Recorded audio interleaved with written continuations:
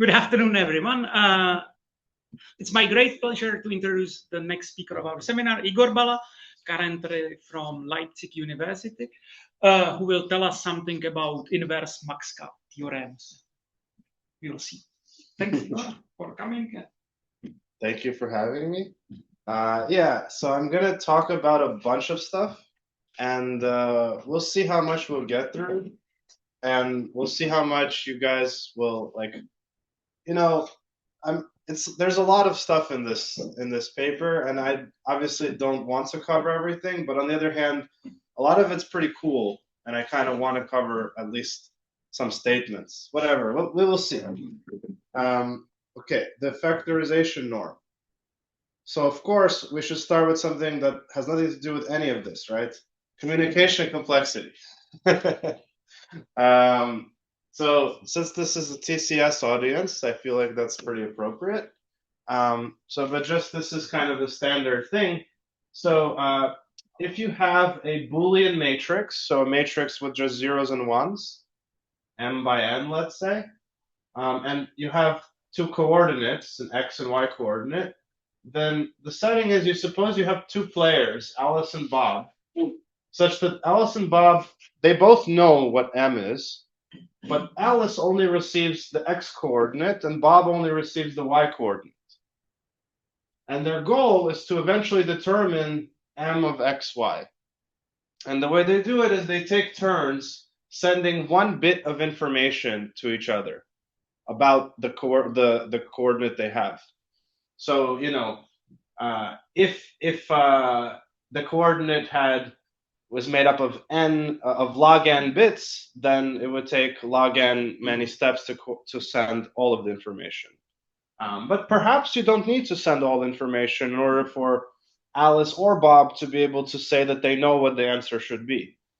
And there's a good way to visualize what's happening here. So the idea is here's the matrix, and x is some coordinate there, and y is some coordinate there.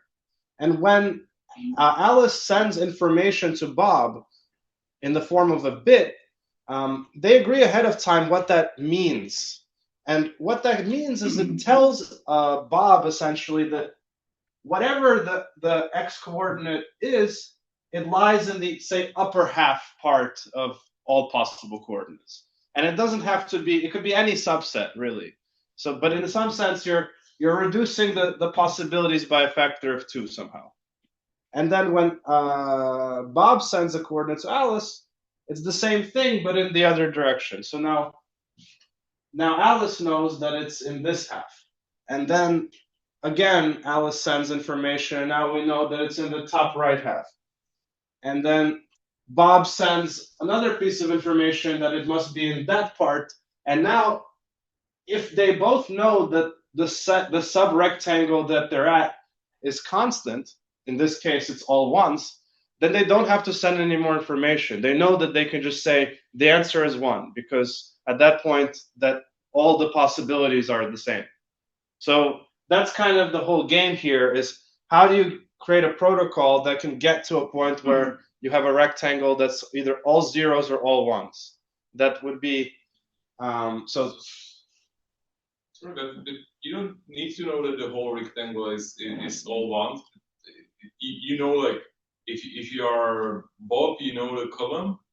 So if you know that in this column it's all ones, you don't have to send to. Sure, that's true. I also have a question. So how does the matrix M is quantified here? I mean, do we first design a general protocol and then we're gonna receive M, or do we first receive M and then maybe like a cherry pick super carefully protocol for this one particular M? So I'll answer in reverse order, I guess. So yeah, you first get the matrix and you know everything about it, and then you agree on a protocol for that matrix. To answer your question, it's somehow equivalent, actually. Like, it sounds like it should be easier if you only need a column to be all ones as opposed to a whole rectangle. But it's essentially like probably like one extra step. I don't really want to focus on this part because it's not really the main point of my talk. But nonetheless, it is equivalent. I just don't remember why exactly, but I think it should be a simple reason. Jen, I'm pretty sure. Maybe I can think later about what it is, but I don't want to waste time on it now. There's many different ways of equivalently stating this problem, where equivalence means if we don't care about like losing a constant factor or an additive factor, it should be the same.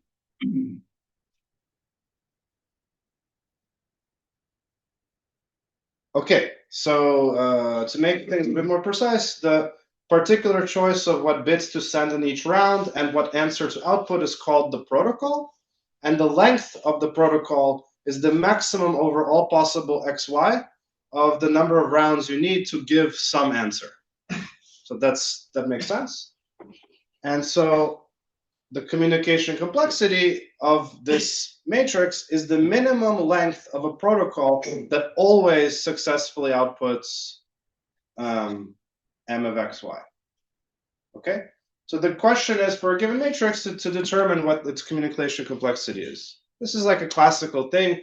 If you've never seen it, it's pretty cute. There's some nice problems around it.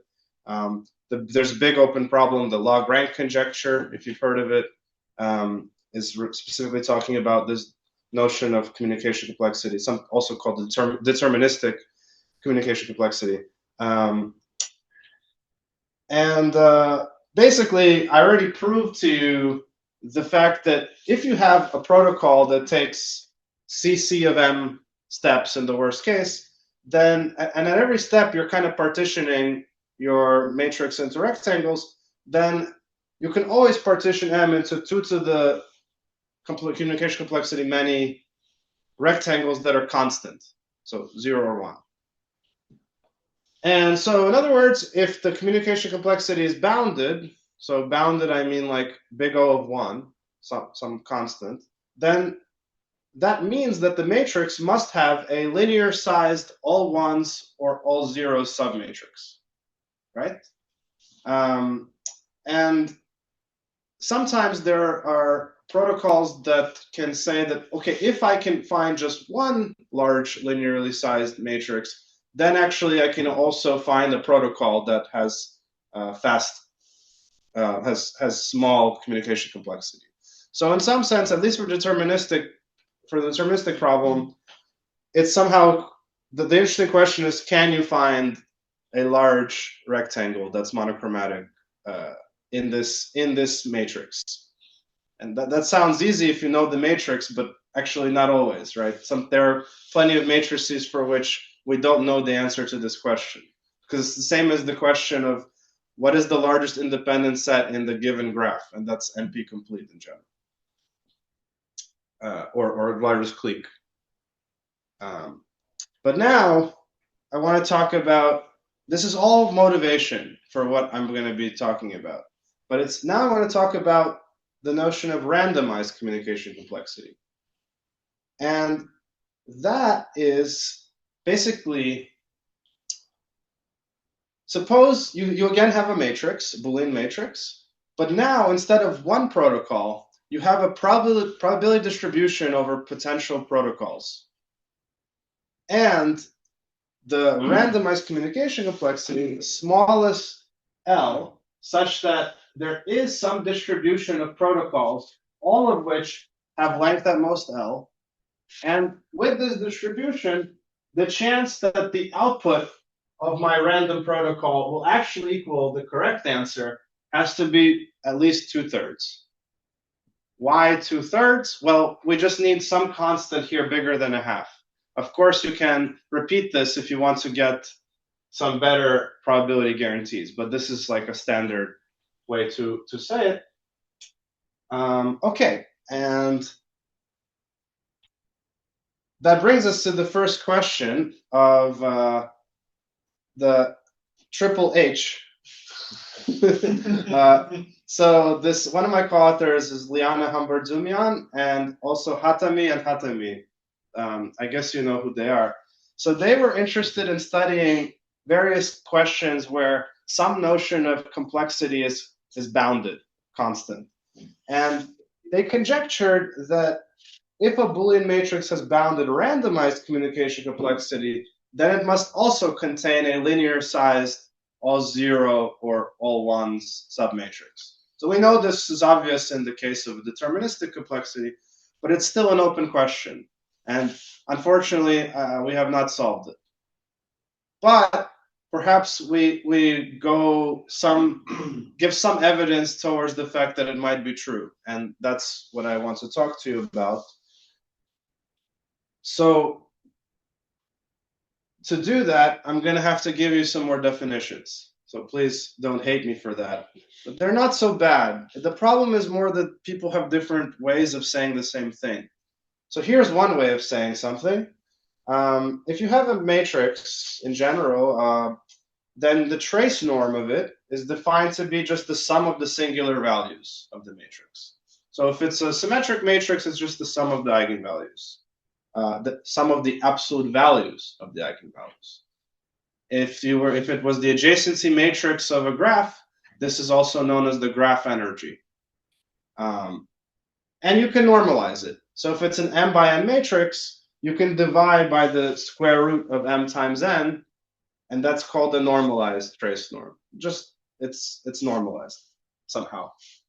It makes sense. And now that you know about the trace norm, we can also define the approximate trace norm. And this is a bit relating, you will see how this relates to this random communication complexity thing in a second. But basically, it's the minimum possible trace norm over all matrices who differ in each coordinate from the given one by at most a third. It's actually quite a weak condition. I mean, like, there are a ton of matrices that I can make by starting with my given one, and I'm basically allowed to modify each entry by up to a third. It's kind of crazy to me that this is even like a reasonable definition of anything. But okay, so the approximate trace norm is this, and of course we can also normalize it. Don't worry about most of this approximate stuff. This is all just for the purpose of saying something that we can not think about. But do care about the trace norm that isn't approximate. That I will talk about a lot more. Maybe. Okay. There's a fairly well-known theorem due to Natilinio and Schreibman that says that the randomized communication complexity of a matrix is lower bounded by the log of its normalized approximate trace norm. And so the conjecture from before was saying that if randomized communication complexity is constant, then we get this large rectangle, right? So this theorem says that if randomized communication complexity is constant, then also normalized approximate trace norm is constant. So that previous conjecture would follow if we could show that bounded normalized approximate trace norm implies constant sized, linear sized constant submatrix. That's I'm just saying that out loud now, but you get the idea. However, we cannot prove that. We have not been able to prove that, and I'm even not sure if it's true. But nonetheless, Triple H were interested in this question, so they decided to ask a weaker question, which is, okay, forget about the randomized trace norm. Just approximate trace norm. Just take the trace norm. Is it true that if you have a bounded normalized trace norm, then you must have a linear sized constant submatrix? That was the question they asked, and that is a question we answered, and the answer is yes. Yay! Yeah. So it kind of maybe gives evidence to support that the original conjecture could be true. But of course, this is a weaker statement than what we would actually need, and there's a reason why our argument cannot really work, as far as I see, for the approximate version. But anyway, now I will give another definition, and this is actually in the title of the talk, the so-called factorization norm. And then I will relate it to the trace norm, and then you will see what we're really talking about here. This is a nice definition too. It's not so scary, I think. And I like it. I've grown to like it. So if you have a matrix, and now it's defined over the reals. I guess we've always been talking about over the reals, actually. So yes. Basically, so you take your matrix and you write it as a product of U and V. And if you know that one of the definitions of rank is like the minimum, dimension of U and V, such that you can write this decomposition. That's kind of standard thing. But if instead of rank we care about some other parameter, then we arrive at this so-called gamma 2 norm, which is also known as the factorization norm. Why 2? Well, because there's also gamma p norms, but we don't care about those for the purpose of this talk. So they're really factorization norms, but here we just have one.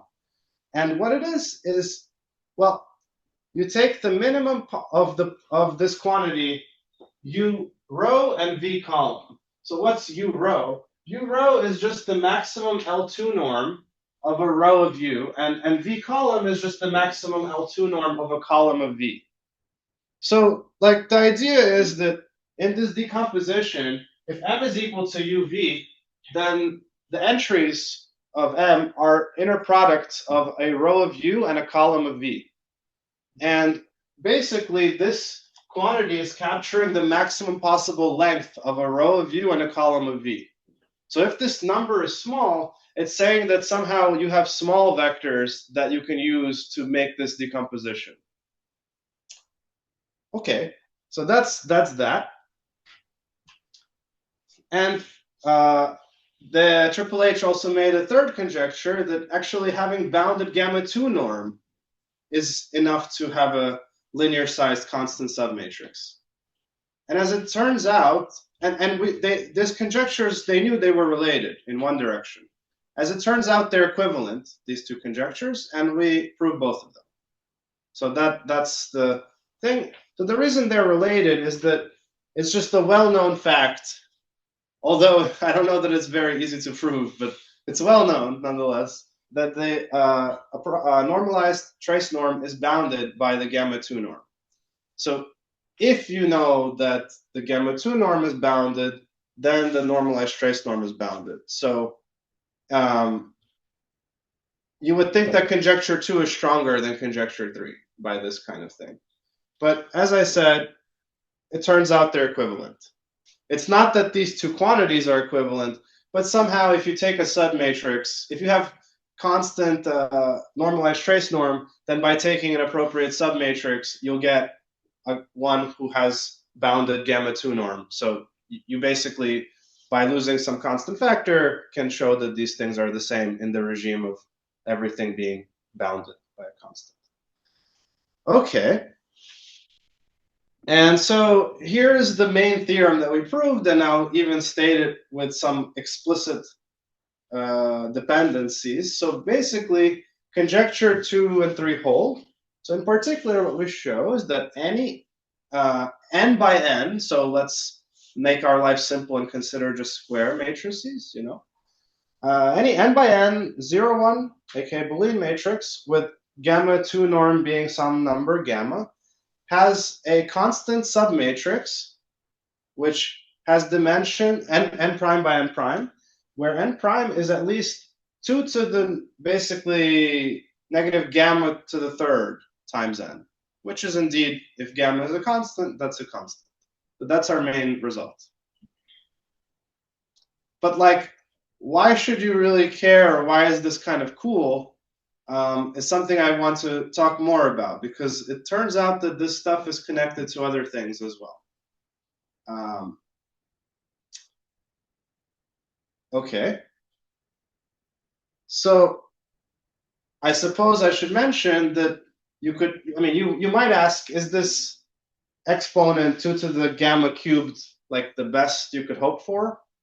And what we can show is that you cannot do better than an exponential in gamma. So there are some Boolean matrices that have gamma 2 norm, some constant gamma, and also they have no constant submatrix of size more than 2 to the negative gamma. So it'd be nice if we could improve this from 2 to the negative gamma cubed all the way down to 2 to the negative gamma. We don't know how to do that. And I think it would reprove the best bound that we know for the log rank conjecture. So that would be cool, potentially. That's something again, I don't know, but it's perhaps let's not dwell on this. So it's kind of best possible in some sense. Okay, now just one more slide about that I feel obligated to talk about because it's very impressive, and István did a lot of this part of the paper, and I think it's really impressive, basically. But again, none of this stuff is super important. So if you're not necessarily interested in this, don't be upset if you don't follow, because it's going to be a fairly technical statement right now, maybe. Okay, so what we were also able to show is we actually could determine what gamma 2 is whenever the matrix has a particular structure. So whenever you have a Boolean matrix, you could think of it as the adjacency matrix of a bipartite graph, the bi-adjacency matrix, because you have like the rows corresponding to one part and the columns correspond to another part, and then you put a 1 whenever you have an edge between that vertex and that vertex. And whenever this bipartite graph has no 4 cycles, then its gamma 2 norm is literally just on the order of the square root of its degeneracy. Degeneracy, I guess, I hope you know as well what this means. It's like you have an ordering of the vertices such that you have degree at most d at each step to the next, to everything in front of it. If you don't know, you can look it up, but it's a standard combinatorial notion. But why did we care about doing this? Like, who cares about 4-cycle free graphs? Well, apparently, some of my former, some of my academic brothers and their friends and then postdocs, basically Team Benny people, proved this very impressive result. They proved this result that says that if you have a bipartite graph of degree d, average degree d, and it has, if you look at its induced subgraphs, which are free of 4 cycles, then, and suppose that all those subgraphs have average degree at most k, then you can find a subgraph of G on at most d vertices having at least c sub k times d squared edges. So the way you should read this is you think of k as being a small constant. And what this is saying is that if you know something about the structure of 4-cycle free induced subgraphs, namely that they're pretty sparse, their sparsity is at most a constant, then G must have a very dense subgraph with very few vertices. Like, if you have d vertices and d squared edges, you're like almost a complete graph, right? So you have a dense subgraph in that case. And that's a powerful result. And the reason I'm mentioning it and why we proved this theorem above is that actually we have a stronger main theorem that follows by combining our argument with this theorem of Hunter, Milojevic, and Sudakov and Tomon.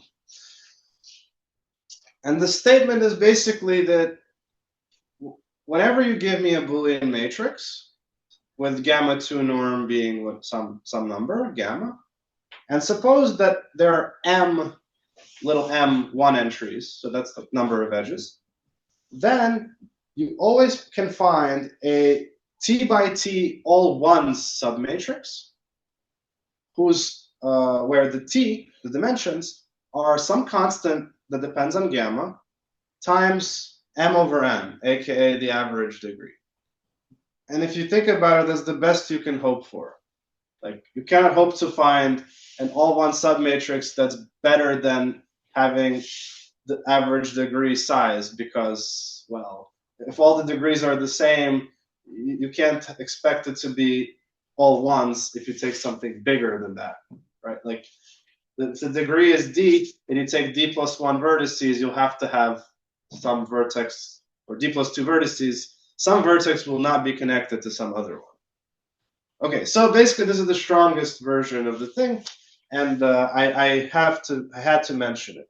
Although I did spend some time on this, so like I'm not going to discuss more about the stronger version, just wanted to share that it exists. Maybe if you're working on some interesting problem, you will find this theorem about four-cycle free induced subgraphs pretty useful to you as well. I certainly think it's a really interesting theorem on its own. Perhaps I'm just selling their paper now for no reason. Okay, but now let's talk about the other thing that's in the title of my talk. And I think this is the coolest thing, personally. That's why me and István both thought this was really cool, and that's why we put it in the title of the paper. Lianna is like the communication complexity person. She didn't really get why this is so exciting, but whatever. Yes, so let's start with classical theorem of Edwards about the max cut of a graph. So if you have any graph with m edges, then you know that you can always find a max cut, that it has a max cut, that size is at least m over 2 plus something like square root m. And he gave an exact answer here and even showed that you have equality whenever you have a complete graph on odd number of vertices. So, I mean, why m over 2, this is like something you learn in every graph theory course, right? Like if you just choose your partition at random by flipping a coin, then each edge has probably half of falling between the two parts. So in expectation, you'll get at least m over 2. And then you can think about how to maybe like do better than that. And I mean, you can already see that like the standard deviation of this will be probably something like square root m. That's not enough to get the full argument, but there are ways to prove this. Anyway, like dependent random choice, or you can do it. You can do it by a theorem I'm about to tell you also. It's not so and I'm not so important. It's not so important to me the exact constant here, but just the fact that it's square root. And here's a theorem that we also showed. This is kind of nice, I think. It says that if you have an adjacency matrix for a graph with m edges, then its max cut is at least m over 2 plus some constant times the trace norm. So the trace norm in this case is just the graph energy. So what I'm saying is that this, what we call this the surplus, like the part that comes after the m over 2. I'm saying the surplus is always at least this sum of the absolute values of the eigenvalues of your graph. And that's pretty cool. But what's a nice concept, and we kind of needed this so that we can say the next thing, but it's a nice statement on its own. Here's the theorem that I wanted to share.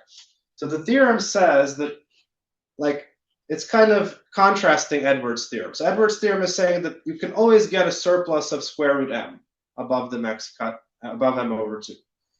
And this theorem says, okay, so what do graphs that are kind of meeting this threshold look like? So suppose that my max cut is at most m over 2 plus some constant times square root m. What must happen? And what we can show is that then this graph has to have a clique of size roughly square root m. And this is like kind of the best you can. This makes sense, right? Because if you have a clique of size square root m, then it's got roughly m edges, right? Because it's a clique. And if you have, and that means that already this kind of surplus is kind of coming from that. It's kind of witnessing. This clique is kind of witnessing that surplus already, and that's maybe you can say even more than this, like better characterization. Maybe you can even decompose it into cliques. There is actually a paper that came out more recently that does something like this, but I don't want to talk about that. And anyway, I think this is very cool. And the proof, like the proof of the main theorem that I talked to you guys about is not combinatorial. I mean, it has a geometric argument, a nice one, but there's geometric. And also this theorem that the surplus is at least the trace norm, that's also a theorem that goes from something analytic to something, or something geometric to combinatorial. And that theorem uses the what's it called? Grothendieck's inequality, if you've heard of it, which is kind of like this linear programming idea, or semi-definite programming maybe. Anyway, there's a lot of nice stuff here. At least I think so. Now, I have sort of, I guess, 15 minutes left, and I could mention that there's also a connection to operator theory, but I don't know if you guys really care about this. Maybe it'll just bother you. It is pretty cool, and I'm not going to say anything in detail. In fact, I don't know anything about operator theory, so I can't say anything in detail. But basically, there's a fourth conjecture by Triple H about the structure of matrices with bound gamma 2 norm, and that's actually the most important conjecture. And unfortunately, and they weren't able to prove it, but they did actually prove some kind of step in that direction using our main result. And then they proved it even another kind of step in that direction without using our result. Neither thing is actually proving the theorem, but both are really nice. And this is just genuinely very interesting mathematics, but these are computer theoretical CS people. I just think if you're TCS people and you're interested in this at all, I would take a look at these papers. They're, especially the second one, they're really nice. The slides for this talk will be on my webpage, so if you care about any of this, you could just look it up. That's all I'll say on this. So just a Hatami question, Boya or Hamed? Hamed. And Marcel Go, I guess it's a student of his, I'm not sure. Okay, but now here's a really simple fact. This, you can prove this in the comfort of your own home. If you have any symmetric matrix with zeros in the diagonal, so in particular an adjacency matrix of a graph, then the gamma 2 norm is always at most 2 times minus lambda n, the lambda n being the smallest eigenvalue, of course. So in particular, if you knew that you have a graph whose smallest eigenvalue is bounded by a constant, then its gamma 2 norm is bounded by a constant. So right away from our main theorem, you can deduce that here's the way that extremal combinatorics people would say it, that the family of all of graphs which have bound its smallest eigenvalue has the strong Erdős-Heino property. And in fact, with our stronger version of the theorem, we can even say something better. And what we can say is that if you have a graph with average degree d and smallest eigenvalue is negative lambda, then you must have a clique on at least c sub lambda times d vertices. And I think that's a pretty cool statement as well. Pretty clean. Don't ask me what the c sub lambda is, because it depends on this theorem of Benny and friends, and I don't think they even explicitly calculated it, but it's not like a very nice number. Maybe double exponential or something. I'm not sure. Could be worse. Okay, but what's really interesting is that, the proof that I will maybe briefly mention right now of the main theorem, you couldn't reach it if you just thought about, this result that I'm presenting here is talking about, the smallest eigenvalue. So you would think that to prove some result like this, you would use the spectral decomposition of your matrix. But if you just sort of sat with that, you couldn't easily reach the proof.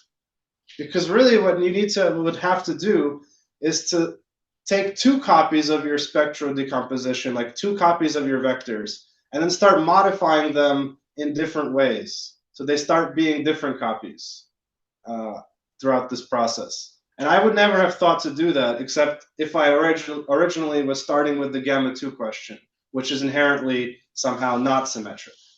So that's, I think, conceptually an interesting thing that happened here.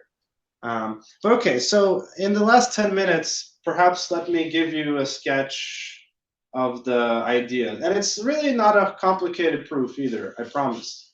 I will, of course, like skip certain things and avoid certain things, but the main idea is, in fact, very like reasonable and a good idea, I think. So this is the kind of the main theorem, right? So we want to show that we can find a constant submatrix. And for me to describe all this, I want to let P of M be the density of our matrix. So that's just the number of ones divided by n squared. So we're going to have an n by n matrix. And so, you know, its density is just like usual notion of density. It's a number between 0 and 1. And so the proof of this theorem will follow from a key lemma. And what this key lemma says is that suppose you give me a Boolean matrix whose density is at most a half, and gamma 2 norm is gamma.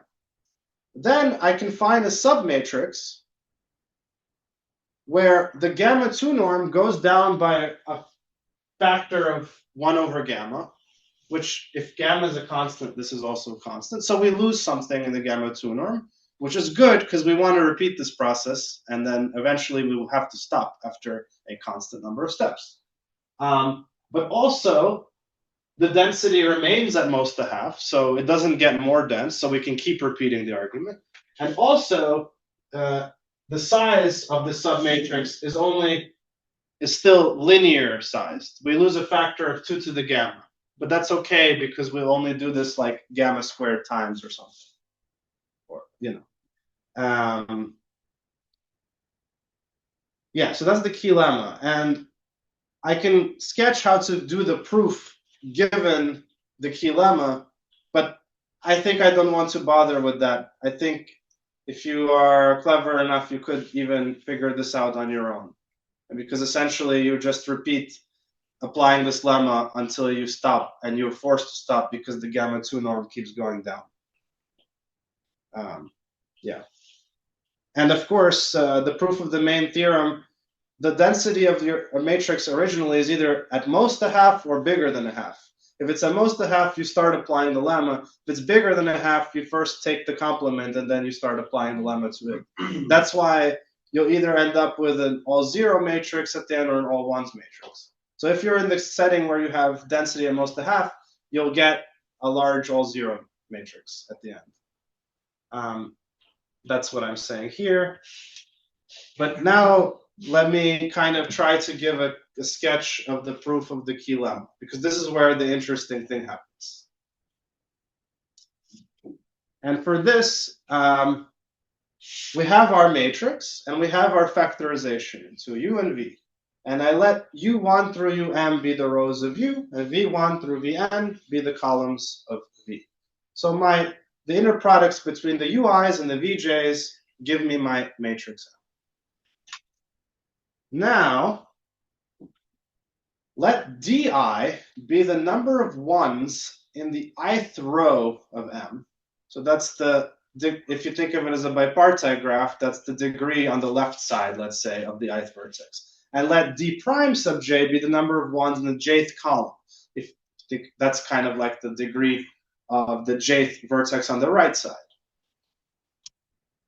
Now, we say that a given row R is brilliant. I didn't choose this wording. I hate combinatorialists for using these kind of wordings, but you know, I wasn't about to argue with it. Like, I couldn't think of a better one, but I just don't like this one either.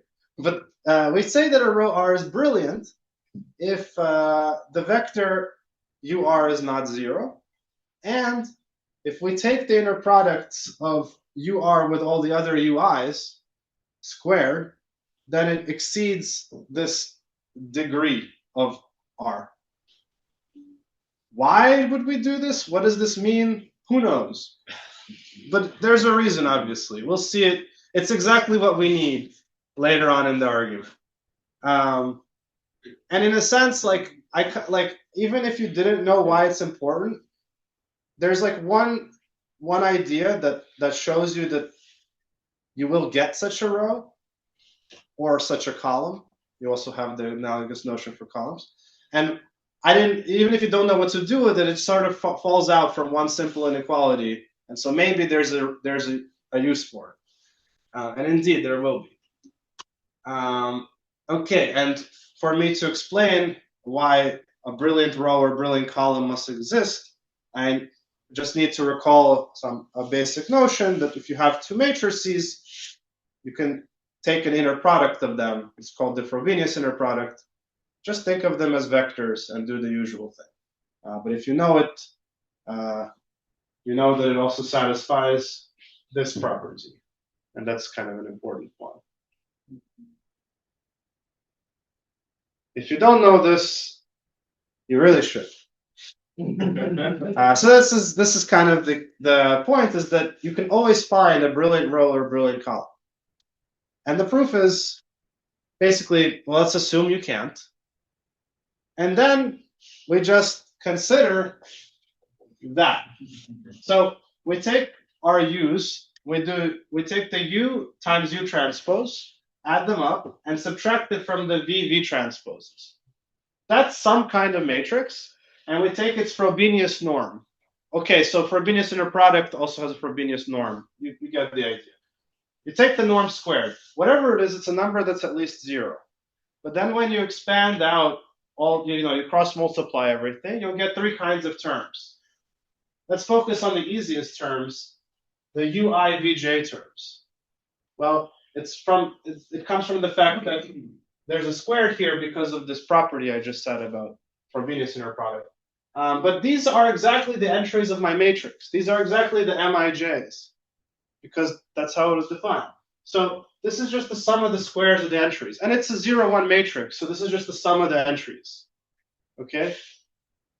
But here, we're going to get these weird terms, which are these inner products between the u's and themselves, or the v's and themselves. And we don't really have much control over them, except that we assume that there were no brilliant rows or columns. So we actually have an upper bound on each of these sums. And the upper bound is the corresponding degree.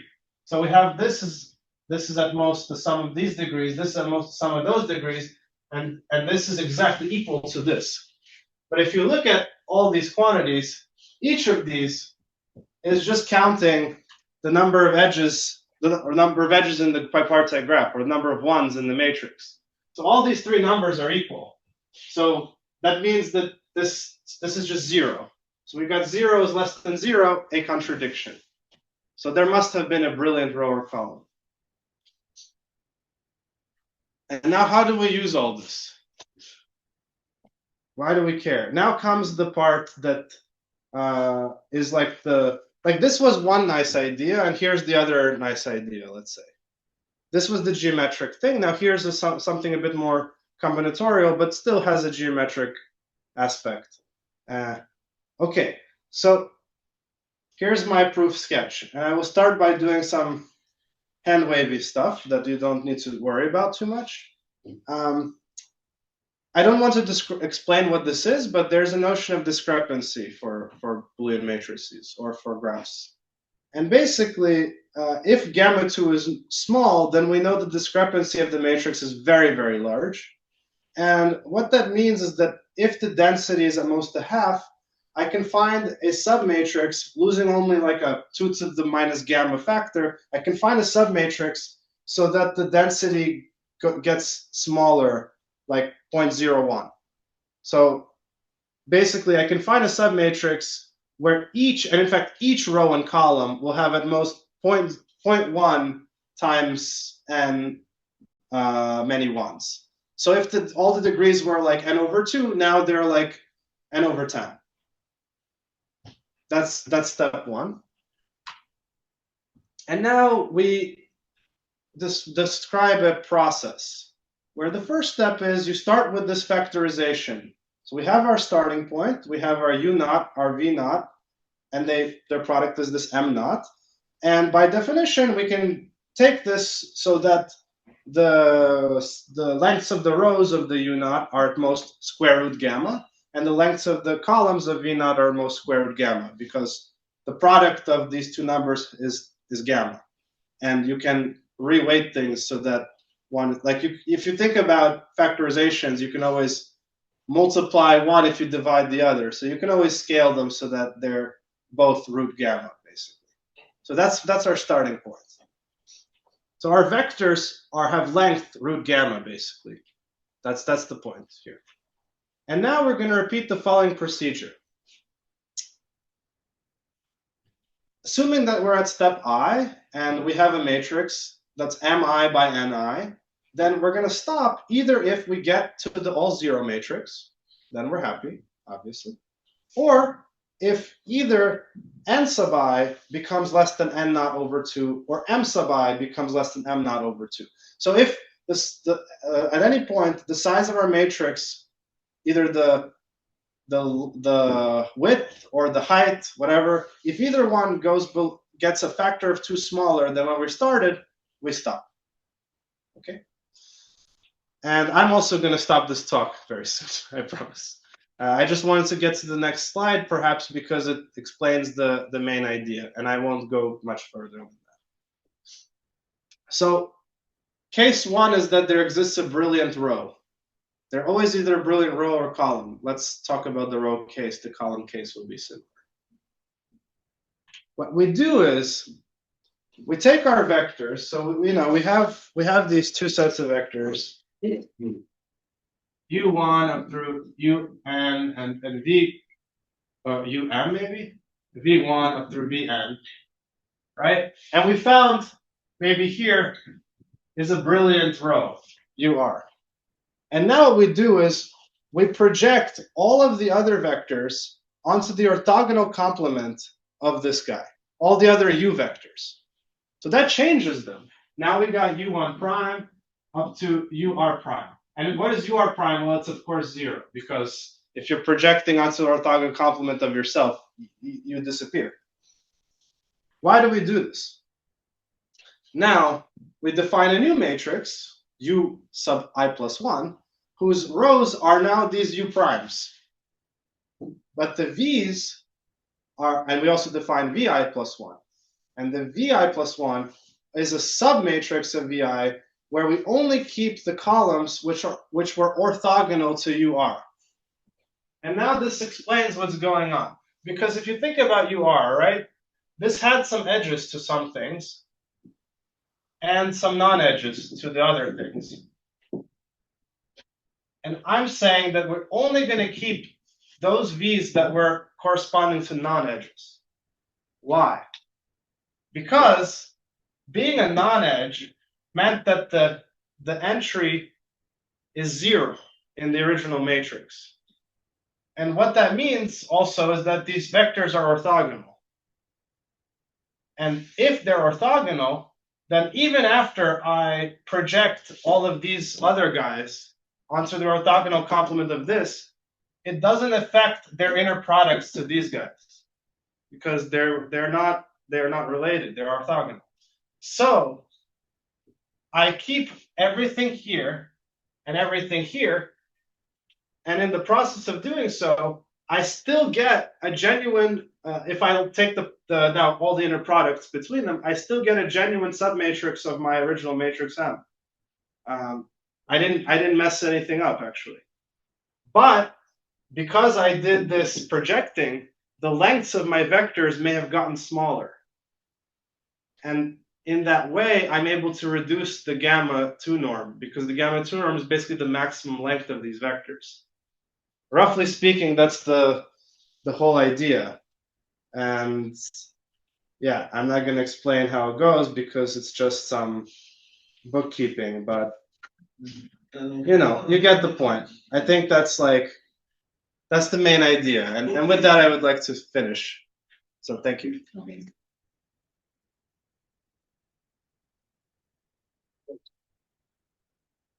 Thank you, Igor. Are there some questions? I'd like to ask you were talking about the Erdős bound. There is also this Edwards bound, and there is also this Edwards-Erdős bound, which is like 1/2 of the edges and 1/4 of the spanning tree. So I was wondering whether there is also some relation to this one. I actually don't know this other bound, but you'd have to like if you show it to me, maybe I can take a look at it. So I don't understand what is quarter of a second. But you can also do it in a way. So is it a bound on the max cut? Yes. So it's saying that every graph has a max cut of size at least m/2 plus something involving a spanning tree or number of spanning trees? Like number of edges in a spanning tree in a way. Like the maximum number of edge? Wait, every spanning tree has the same number of edges. If your graph is connected, then you have a spanning, like spanning form. Ah, okay, yeah. So what you're saying essentially is that is the bound of the form m/2 plus n, right? This is essentially that bound, like up to constants for a connected graph. Well, we do use kind of this idea in the proof because if you have a matrix if you have a graph whose max cut is like m/2 plus square root m, then this square root m is at least n, right? Like what you're saying is max cut is at least m/2 plus omega of n. And I'm saying that if you also know that it's m/2 plus big O of square root m, then the conclusion is that n is at most big O of square root m.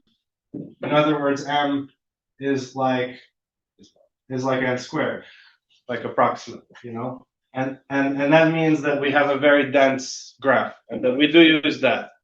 So I think like this sort of inequality is something you use a lot when you're doing these surplus of max cut questions, which people are interested in. There's other interesting questions about this surplus, but I never thought about what happens if your graph is not connected and things like this. Maybe there's something interesting you can say. I mean, isn't it just additive in component? Wait, I don't quite understand. I mean, I want to look at this inequality and see like why it's interesting, essentially. Or maybe I'm not seeing what you're saying. I don't know.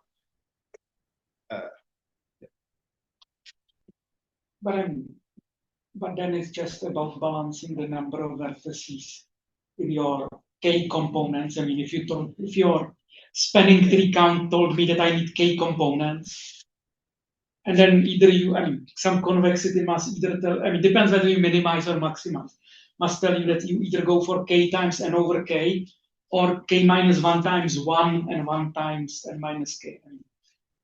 This disconnectedness should change. Yeah, I was just wondering how it is related. Yeah, I don't know. But I like all questions that relate to max cut and its surplus. So I'd be curious to see the statement anyways.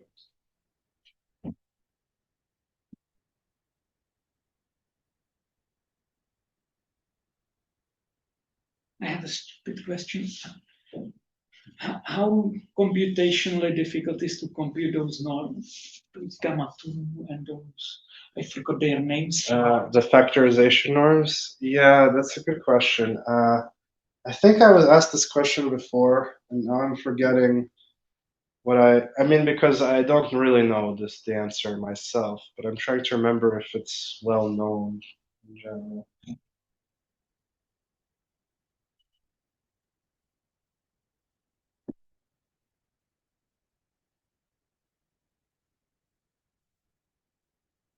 I don't want to say for certain, but I would guess that it is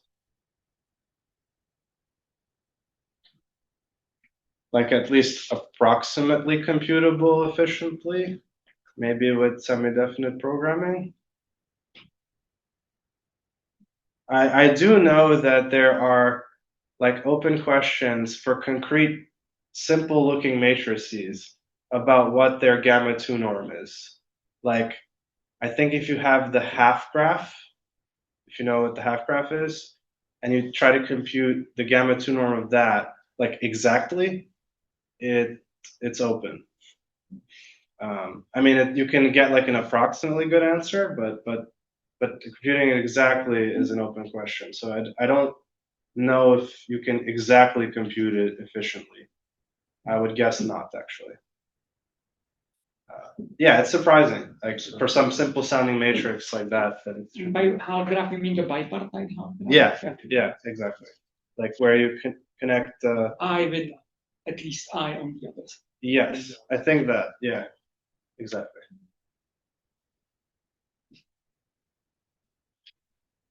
Yeah, for something. Yeah. The gamma norm is only applicable in Boolean matrices. Or you just made But also complex matrices. I mean, okay, so we applied the gamma norm to adjacent matrix of a graph. Yeah. Do we have something about Laplacian matrix or something in the gamma norm?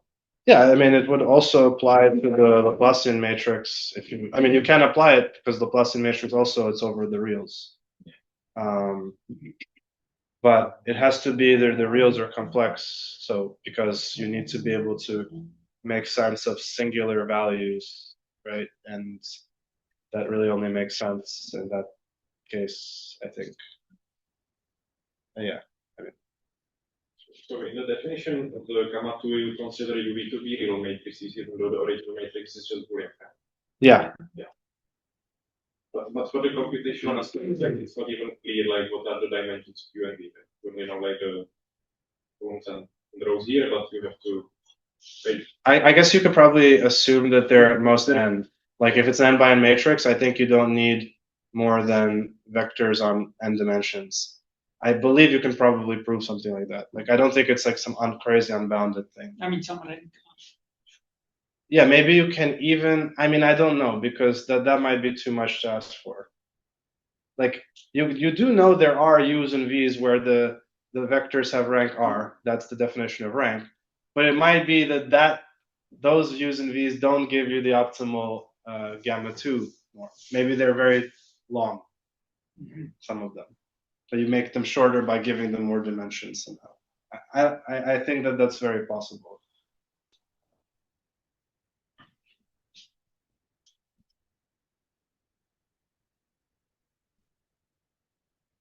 Okay, I mean, if there are no more questions, let's thank Igor once again.